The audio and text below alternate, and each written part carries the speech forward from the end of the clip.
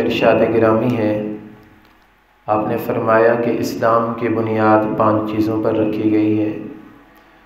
پہلے نمبر پر اس بات کی گواہی دینا کہ اللہ کے علاوہ کوئی عبادت کے لائق نہیں، اور یہ گواہی دینا کہ حضرت محمد صلی اللہ علیہ وسلم اللہ کے رسول ہیں۔ دوسرے نمبر پر نماز ادا کرنا، تیسرے نمبر پر زکوٰۃ ادا کرنا، چوتھے نمبر پر روزے رکھنا، اور 5ویں نمبر پر حج ادا کرنا۔ یہ اسلام کے بنیادی ارکان میں سے ہے۔ ان ارکان میں سے کسی ایک کا بھی انکار کرنے والا وہ دائرہ اسلام سے خارج ہو جاتا ہے۔ اگر کوئی بندہ یہ کہے کہ میں مسلمان تو ہوں لیکن نماز کو نہیں مانتا تو وہ مسلمان نہیں رہے گا۔ کوئی بندہ یہ کہے میں مسلمان تو ہوں لیکن زکوٰۃ ادا نہیں کرتا، زکوٰۃ کو نہیں مانتا، تو وہ دائرہ اسلام سے خارج ہو جائے گا۔ کوئی بندہ یہ کہے کہ میں مسلمان ہوں، کلمہ پڑھتا ہوں، نماز بھی پڑھتا ہوں، زکوٰۃ بھی دوں گا، لیکن رمضان کے روزے نہیں رکھوں گا، نہیں مانتا، انکار کرنے والا دائرہ اسلام سے خارج۔ اسی طرح اگر کوئی بندہ یہ کہتا ہے کہ میں یہ سب کام کروں گا لیکن اگر میرے اوپر حج فرض ہو گیا تو میں حج نہیں کروں گا، میں حج کو نہیں مانتا، معاذ اللہ، تو ایسا بندہ دائرہ اسلام سے خارج ہو جاتا ہے۔ تو مسلمان ہونے کے لیے ان سب باتوں کا ماننا ضروری ہے۔ پھر یہ جتنی باتیں بتائے گی اسٹیپ بائی اسٹیپ ہر مسلمان کے اوپر لازم ہوتی ہے۔ جو مشکل ہے اس کو تھوڑا سا دور کر دیا گیا۔ اس بات کی گواہی دینا، توحید اور رسالت، یہ ہر مسلمان کر سکتا ہے، ہر انسان کر سکتا ہے، تو ہر ایک کے لیے ضروری ہے۔ اسی طرح نماز پڑھنا، 5 وقت نماز، یہ بھی ہر مسلمان کے اوپر فرض کر دے گی۔ اگر نماز کھڑے ہو کر نہیں پڑھ سکتا تو بیٹھ کر پڑھے، بیٹھ کر نہیں پڑھ سکتا تو لیٹ کر پڑھے، لیٹ کر نہیں پڑھ سکتا تو اشارے سے پڑھے۔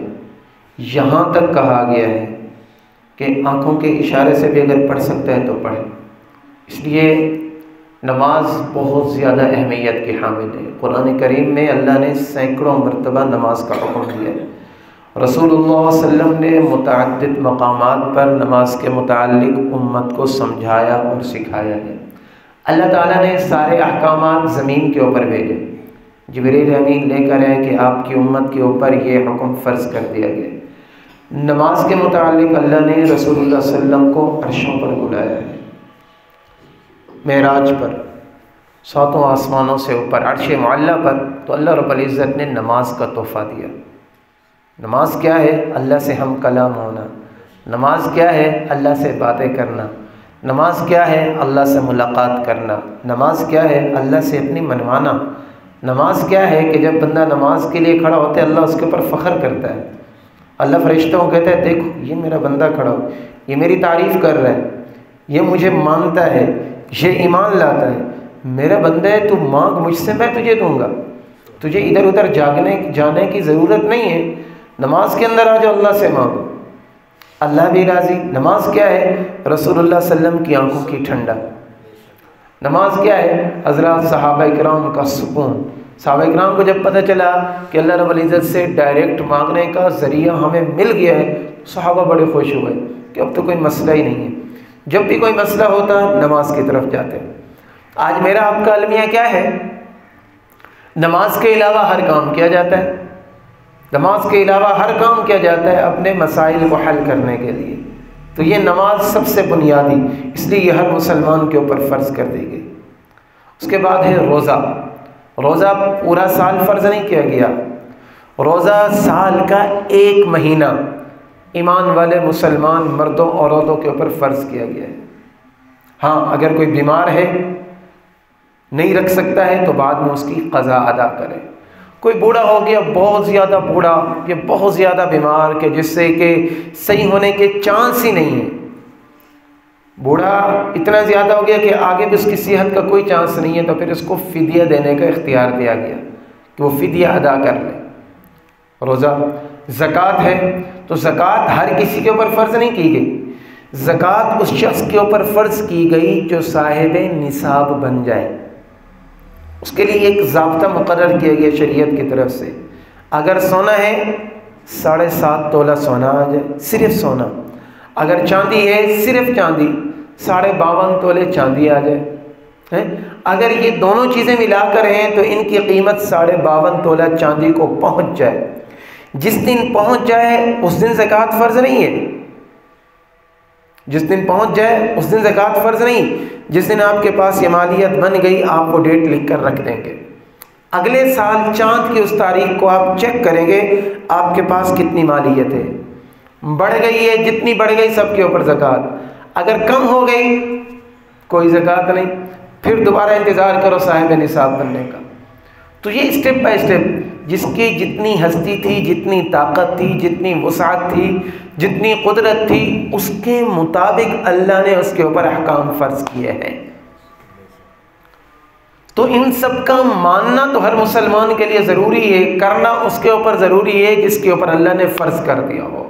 نماز ہر کوئی پڑھ سکتا ہے اس لیے ہر کسی کے اوپر، لیکن زکوٰۃ ہر کوئی ادا نہیں کر سکتا۔ مانتے ہیں ہم، مانتے سارے ہیں اللہ کا حکم ہے، لیکن جب صاحب نصاب بنیں گے اللہ مال دے گا، اس کے اوپر زکوٰۃ فرض ہوگی تو پھر وہ زکوٰۃ ادا کرے گا۔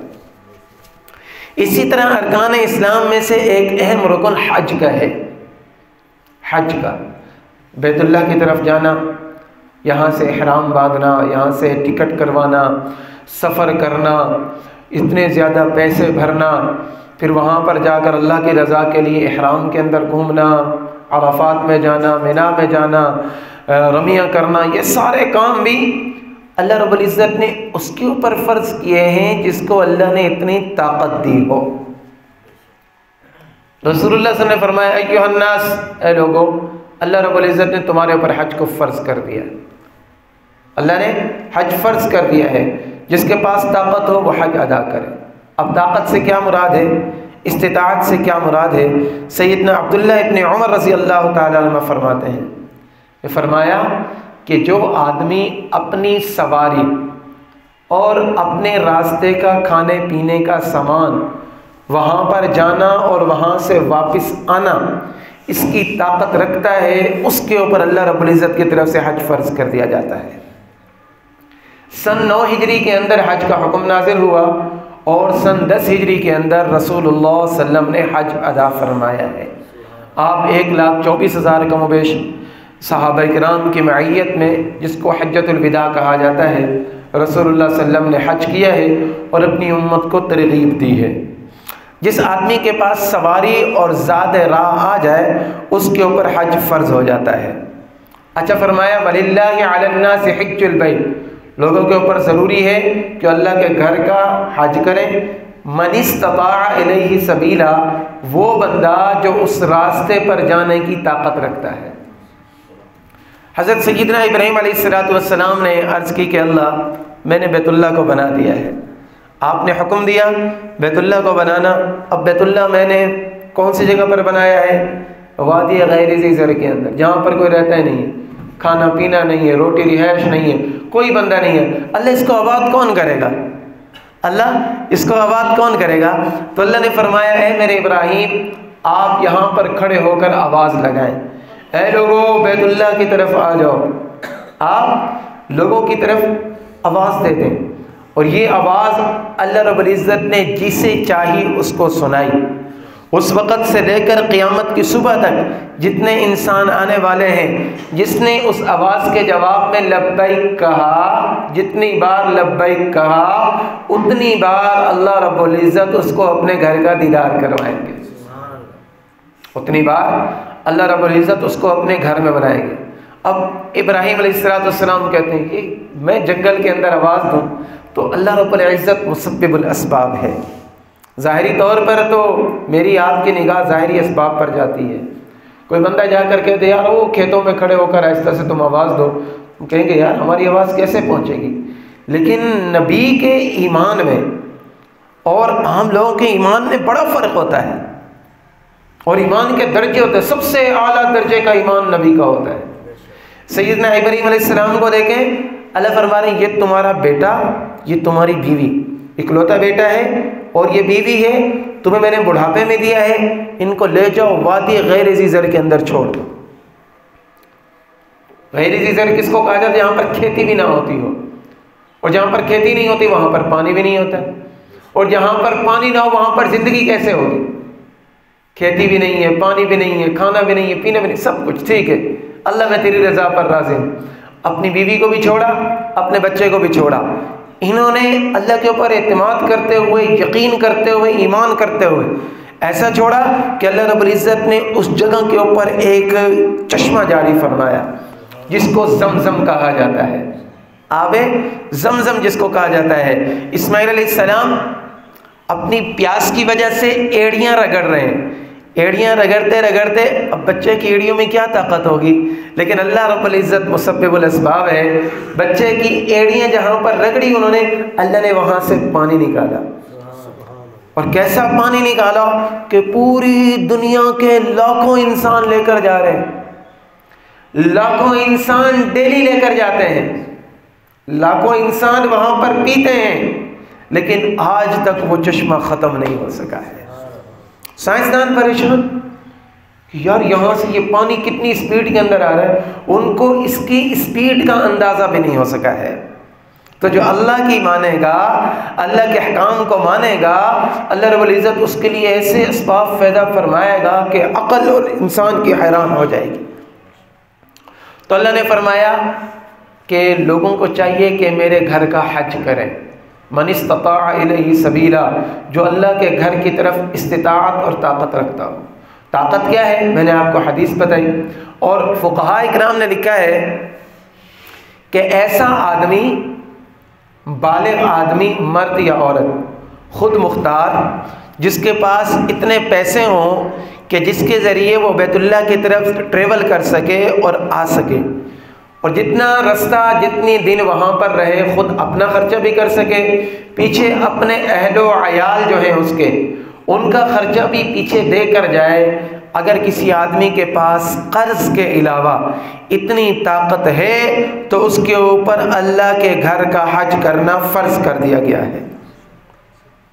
سیدنا علی المرتضیٰ رضی اللہ تعالیٰ عنہ فرماتے ہیں کہ جو آدمی طاقت، قدرت، استطاعت ہونے کے باوجود حج نہ کرے، طاقت ہونے کے باوجود حج نہ کرے، رسول اللہ نے فرمایا کہ اللہ رب العزت کو کوئی پرواہ نہیں، وہ عیسائی ہو کر مرے یا یہودی ہو کر مرے، عیسائی ہو کر مرے یا یہودی ہو کر مرے، وہ مسلمان نہیں ہو سکتا ہے کہ جو حج فرض ہونے کے باوجود حج نہ کرتا ہو۔ اتنی بڑی وعید۔ اس طرح قرآن نے فرمایا اقیم الصلاۃ، نماز قائم کرو، ولا تکونوا من المشرکین، مشرکین میں سے نہ ہو جاؤ۔ مسلمان اور کافر کے درمیان فرق کرنے والی چیز نماز ہے۔ مشرکین مکہ جو تھے وہ حج کیا کرتے تھے لیکن نماز نہیں پڑھتے تھے، اس لیے رسول اللہ نے فرمایا ان کا حج مقبول نہیں ہے، ان کا حج مقبول نہیں ہے۔ کسی کی عبادت، کسی بھی عبادت کے مقبول ہونے کے لیے شرط، سرٹیفکیٹ اور جو اہم شرط ہے وہ ہے ایمان کا ہونا، ایمان کا ہونا۔ جب تک انسان کے پاس ایمان نہیں ہے، وہ جتنے اعمال کرتا رہے اس کا کوئی نیک عمل اس کو فائدہ نہیں دے گا، کیونکہ وہ سب سے بڑا خائن ہوگا۔ سب سے بڑی امانت داری کیا ہے؟ سب سے بڑی نیکی کیا ہے؟ توحید کا اقرار کرنا، رسول اللہ صلی اللہ علیہ وسلم کی رسالت کا اقرار کرنا۔ جب اس چار دیواری کے اندر، ایمان کی چار دیواری کے اندر داخل ہو جاتا ہے، اس کے بعد اس کے اعمال کا اجر دیا جاتا ہے اور اس کے نیک اعمال معتبر ہوتے ہیں۔ من عمل صالحا من ذکر او انثى وهو مؤمن فلنحيينه حیاتا طیبہ۔ فرمایا کہ جو بھی نیک عمل کرو اس کے لیے ایمان کا ہونا ضروری ہے۔ آج آپ دنیا کے اندر دیکھیں کہ بڑے بڑے فلاحی ادارے غیر مسلموں نے بنائے ہوئے ہیں، بڑے بڑے فلاحی ادارے بنائے ہوئے ہیں، لیکن ان کے فلاحی ادارے ان کو دنیا میں تو فائدہ دیں گے لیکن آخرت میں کوئی فائدہ نہیں۔ برخلاف اس کے اگر کوئی مسلمان 1 روپیہ صدق دل سے خرچ کرتا ہے، اللہ رب العزت اس کو بڑھا بڑھا کر پتہ نہیں کہاں تک پہنچا دیتے ہیں۔ اس لیے نیک اعمال کے لیے پہلی شرط ہے ایمان کا ہونا۔ فرمایا من استطاع الیہ سبیلا، کہ جو اللہ کے گھر کی طرف طاقت رکھتا ہو، قدرت رکھتا ہو۔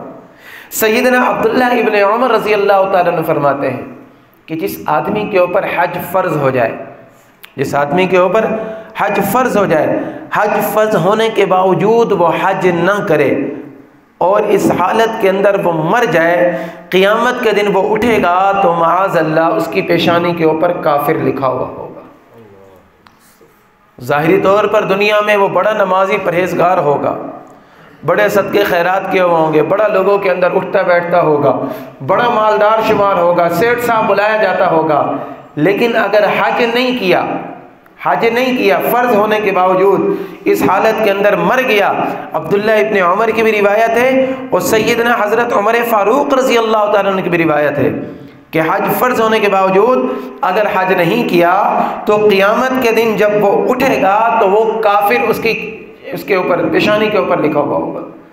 اسی طرح سیدنا عمر فاروق رضی اللہ عنہ کی روایت ہے، آپ نے فرمایا کہ جو آدمی حج فرض ہونے کے باوجود حج نہیں کرتا تو تمہیں چاہیے قسم کھا کر کہہ دو کہ یہ بندہ عیسائی ہو کر مرا ہے یا یہودی ہو کر مرا ہے، یہ حالت اسلام کے اندر نہیں مرا۔ علماء اکرام نے اس کی تشریح لکھی ہے۔ علماء اکرام فرماتے ہیں کہ جس آدمی کے اوپر حج فرض ہو جائے اور وہ حج کا انکار کر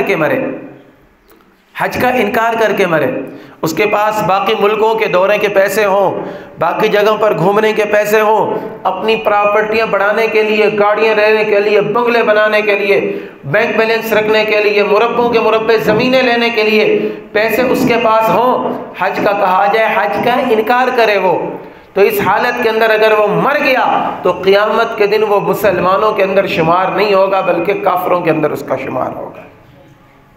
اس لیے فرمایا کہ جس آدمی کے اوپر حج فرض ہو جاتا ہے اس کو چاہیے کہ وہ حج ادا کرے۔ اچھا، کچھ اپنی طرف سے آج کل کے دور کے اندر بہانے بنائے جاتے ہیں کہ ہم حج کیسے کریں۔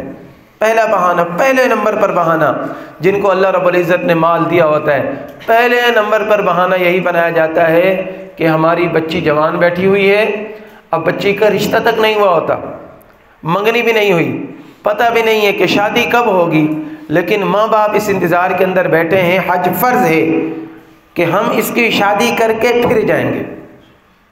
اب ان کو پتہ نہیں ہے کہ اس بچی کی شادی سے پہلے وہ مر جائے۔ اللہ کا حکم ان کے اوپر لازم تھا، اللہ کا حکم پورا کرنا یہ فرض تھا، لیکن اپنی طرف سے بہانہ تراشا کہ چونکہ ہماری بچی بیٹھی ہوئی ہے، اس کی شادی کرنی، اس وجہ سے ہم حج نہیں کر رہے۔ تو یہ بہت بڑا بہانہ ہے، اس لیے شریعت کے اندر یہ معتبر نہیں ہے۔ بچی بالغ ہو جائے، رشتہ مل جائے، فوراً شادی کر لو۔ اگر تم حج کے اوپر چلے گئے، اللہ رب العزت خود تمہارے بچوں کی حفاظت فرمائے گا۔ جو اللہ کے راستے کے اندر ہو، بھئی میرا ایک ملازم ہے، آپ کا ایک ملازم ہے، آپ کے پاس کام کر رہا ہے اور آپ ذمہ داری اٹھاتے ہیں کہ بھائی آپ جائیں، میں آپ کے گھر کی ذمہ داری اٹھاتا ہوں، میں آپ کے گھر کی حفاظت کروں گا، تو ہم کس طرح سے اس کی حفاظت کریں گے؟ تو جو بندہ اللہ کے راستے کے اندر جائے، حج کرنے کے لیے جائے، تو اللہ رب العزت اس کے اہل اور عیال کے پیچھے کس طرح حفاظت فرمائیں گے۔ ایک دوسرا جو بہانہ بنایا جاتا ہے کہ بھائی حج جب بندہ کر لیتا ہے چونکہ حاجی بن جاتا ہے، اس لیے جب تک ہم بوڑھے نہیں ہوں گے تب تک حج نہیں کریں گے۔ حالانکہ ہم نے خود اپنے کندھوں کے اوپر کئی جوانوں کے جنازے اٹھائے ہیں، کسی کو یہ پتہ نہیں ہوتا ہے کہ اس کی داڑھی سفید ہوگی یا نہیں ہوگی، بوڑھا ہو کر مرے گا۔ یہ کتنے دادے بیٹھے ہیں جنہوں نے پوتوں کے جنازے اٹھائے ہیں۔ یہ تو اللہ رب العزت کی طرف سے ہوتا ہے۔ وَمَا تَدْرِي نَفْسٌ مَاذَا تَكْسِبُ غَدًا وَمَا تَدْرِي نَفْسٌ بِأَيِّ أَرْضٍ تَمُوتُ۔ کسی کو پتہ نہیں ہے وہ کل کیا کرے گا، کسی کو پتہ نہیں ہے کہ کہاں اس کی موت آئے گی، کس حالت کے اندر اس کی موت آئے گی، کس عمر کے اندر اس کی موت آئے گی، کن حالات کے اندر اس کی موت آئے گی، یہ تو اللہ جانتا ہے۔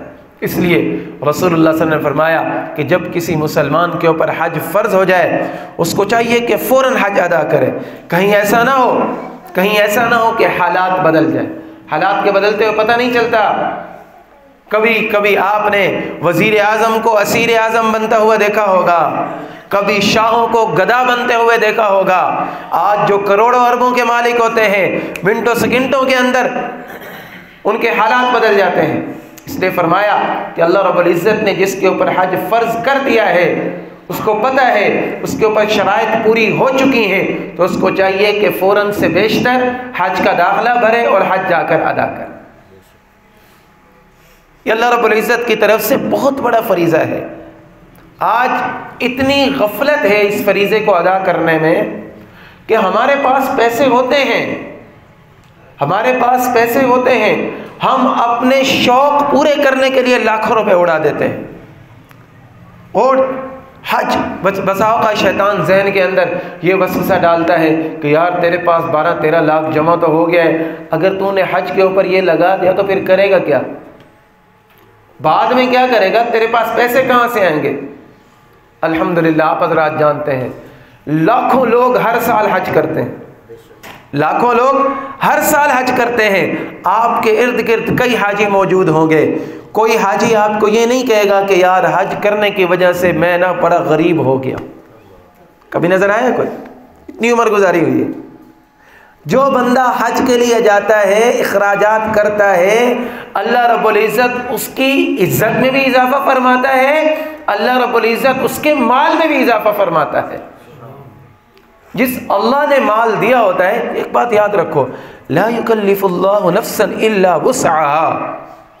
اللہ رب العزت کسی جاندار کے اوپر، کسی انسان کے اوپر اس کی طاقت سے زیادہ بوجھ نہیں ڈالتے ہیں. عام مسلمان کے اوپر تو اللہ نے حج فرض نہیں کیا نا. جس کو اللہ نے مال دیا ہے، اس طاقت بھی تو اللہ نے دی ہے. 2 بھائی ہوتے ہیں، ایک بھائی بیچارہ مزدوری کر رہا ہوتا ہے، دوسرا بھائی کروڑوں میں کھیل رہا ہوتا ہے. ایک ہی گھر کے اندر پلے بڑے ہوتے ہیں، ایک کے پاس لاکھوں روپے ہوتے ہیں، ایک بیچارے کو مزدوری نہیں مل رہی ہوتی ہے، ایک کے بڑے بڑے محل بنے ہوئے ہوتے ہیں، اور دوسرا بھائی بیچارہ گھر کی چھت کو ترس رہا ہوتا ہے. یہ تو اللہ کی طرف سے ہوتا ہے. معیشت اللہ رب العزت نے اپنے قبضہ قدرت کے اندر رکھی ہے. مال و دولت یہ اللہ رب العزت کی مشیت سے ملتا ہے، اور جس کو مل جائے اس کو چاہیے کہ پہلے نمبر پر اللہ رب العزت کے جو احکام اس کے اوپر لاگو ہو رہے ہیں اس کو ادا کرے. تو کئی طرح کے مصنوعی بہانے بنائے جاتے ہیں. رسول اللہ نے فرمایا ہے، بڑی عجیب حدیث ہے، آپ علیہ الصلوۃ والسلام نے فرمایا کہ جس آدمی کے اوپر حج فرض ہو جائے اور حج فرض ہونے کے باوجود وہ اپنی طرف سے بہانے تراش لے، مصنوعی بہانے بنا لے، جو میں نے بتایا باقی لوگوں کو پتہ ہوتا ہے کہ کون سے مصنوعی بہانے ہوتے ہیں، اپنی طرف سے بہانہ بنا کر حج ادا نہ کرے، اپنی طرف سے بہانہ بنا کر حج ادا نہ کرے، باقی کاموں کے اندر پیسہ لگاتا رہے. رسول اللہ نے فرمایا کہ ایسے آدمی کی مرضی ہے وہ یہودی ہو کر مرے یا عیسائی ہو کر مرے. اللہ اکبر. جس اللہ نے مال دیا ہے، اللہ نے مال کے ساتھ جو احکام ہمارے اوپر فرض کیے ہیں ان کا ادا کرنا میرے بھائیوں ضروری ہے. مال بھی اللہ نے دیا، اس لیے رسول اللہ نے فرمایا حج کے لیے بڑے زیادہ فضائل ہیں، بہت زیادہ فضائل ہیں حج کے متعلق. فرمایا کہ جب حاجی آدمی احرام باندھتا ہے، پہلی مرتبہ تلبیہ کہتا ہے لبیک اللہم لبیک لبیک لا شریک لک لبیک ان الحمد والنعمت لک والملک لا شریک لک. جب یہ کہتا ہے اس کے اس طرف دائیں طرف جہاں سے یہ کھڑا ہوا ہے اور جہاں پر زمین ختم ہو رہی ہے، جتنی مخلوقات ہیں، جتنے چرند پرند اور جتنے یہ پتھر کیڑے مکوڑے جتنی چیزیں ہیں وہ ساری اس کے ساتھ تلبیہ پڑھنے لگ جاتی ہیں. بائیں جانب سے ساری مخلوقات اس کے لیے تلبیہ پڑھنے لگ جاتی ہیں. اور فرمایا کہ جب احرام باندھتا ہے، احرام باندھتے ہی اللہ رب العزت اس کے سارے گناہوں کو معاف فرما دیتا ہے. بھائی جان یہ 12 لاکھ کے اندر کوئی مہنگا سودا نہیں ہے جس کو اللہ نے دیا ہوا ہے، یہ بہت سستا سودا ہے. اور یہ کب پتہ چلے گا؟ جب میری آپ کی آنکھیں بند ہوں گی. اب تو ہم نے دولت کو سمیٹ کر رکھا، ہم نے اس کے ساتھ بڑے بڑے جائیدادیں بنا لی کہ پھر دیکھیں گے پتہ نہیں آئے یا نہ. اولاد کی مستقبل میری ذمہ داری نہیں ہے، تمہاری ذمہ داری نہیں ہے. پہلے اپنا ایمان بچاؤ. یا ایھا الذین آمنوا قوا انفسکم واہلیکم نارا. پہلے اپنے آپ کو بچاؤ. تمہارے پاس پیسے آ گئے، شریعت کا جو حکم تمہارے اوپر لاگو ہو گیا اس کو پورا کرو. زکوٰۃ فرض ہو گئی، زکوٰۃ ادا کرو. عشر فرض ہو گیا، عشر ادا کرو. قربانی فرض ہو گئی، قربانی ادا کرو. اللہ نے صاحب مال کر دیا، حج فرض ہو گیا تو حج ادا کرو. حج فرض ہو گیا تو پھر حج ادا کرو. تم حج سے جب آؤ گے اللہ رب العزت تمہارے لیے اسباب پیدا فرما دے گا. اس لیے فرمایا حضرت عبداللہ ابن عمر رضی اللہ تعالیٰ عنہما جب ان کا آخری ٹائم تھا تو وہ رو رہے ہیں اور اپنے بچوں کو کہہ رہے ہیں کہ بیٹا میری ایک نصیحت یاد رکھنا، پیدل حج کرنے کو کبھی نہ چھوڑنا، پیدل حج کرنے کو کبھی نہ چھوڑنا، پیدل حج ضرور کرنا۔